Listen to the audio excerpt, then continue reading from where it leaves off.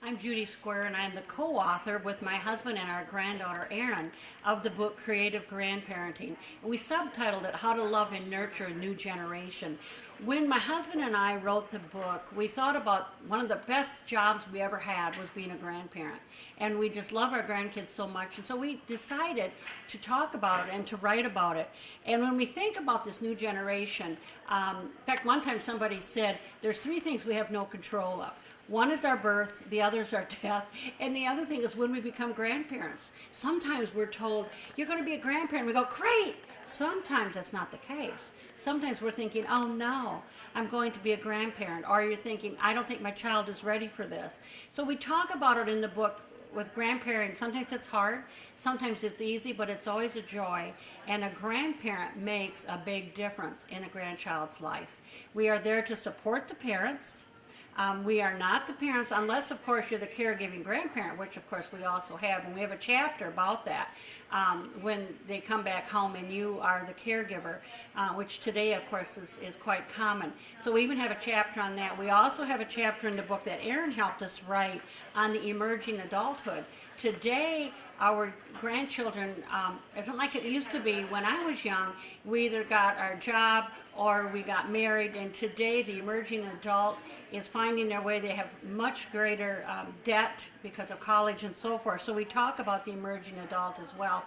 We also put in the book the roles as we are mentors, as we are nurturers, as we're cheerleaders, but we also needed to talk about when things are hard. And we talked in the book about grandparenting through divorce. What do you do as a grandparent? Again, we need to be that refuge, that support system for the grandchildren. So we talked about that. We talked about grandparenting with differences. Again, in today's world, there's cultural differences, there's ethnic differences, there's religious differences. We have learning disabilities. There's just many areas as grandparents that we will be involved with our grandchildren. I think one of the other things that we need to remember is we are there again to support the parent, to help them. And then I have to add with this one, because this chapter was written for me, sometimes we need to define, is one of the things we need to define, I guess I should say, is when does involvement become interference? Involvement versus interference. Sometimes we might think we're involved, but our kids might say we're interfering. So we have a whole chapter on that. That's very important for us to look at, because we want to keep connected with our grandchildren. And what we must remember is our children hold the keys to how much we will see our grandchildren. So we want to be involved. We want to do things. We want to say yes more than no. We want to be available. One of the things we always share with people is, if possible, have your kids say, give us the chance to say yes or no, even for babysitting or weekend getaways and so forth, that you can have the grandkids and give you guys the first refusal, chance of first refusal in a sense, as we grow up with our grandkids and spend time with them. We need to spend as much time as possible. Later on, as they're older, they will even dictate how much time we can spend because of all their friends and so forth. But it is really important, again, for us to be that person for them. As I was thinking about even this little interview that we're doing, there's just so much we can talk about. And as I can only say that at the end of it all, the thing we will do is we're going to leave our legacy. And we are going to leave a legacy even to our children, and they're going to look even at our grandchildren, and that is we're going to teach them how to age. We are going to teach them, are we going to be positive or are we going to be negative? And we are going to share this, and they're going to see our life and our life experience. I also want to challenge people to tell your story. We all have a story. I have my story, you have your story. Tell your story to the children. Tell your story to your grandchildren. And today, with technology the way it is, I say record your story. Let them know about your past. Let them know about some funny experiences. Be the historian. Be the family connector. But and then in the end, let them know your heart and share your heart with them.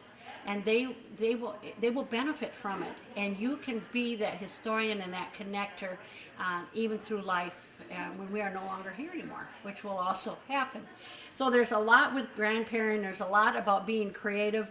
There's a lot that we can learn, little things we can do with our grandkids to the grander scheme of things. So I just challenge you to be the creative grandparent. I want to give you a little bit of my background. I am retired. I worked for 20 years for the Holland Home in Grand Rapids.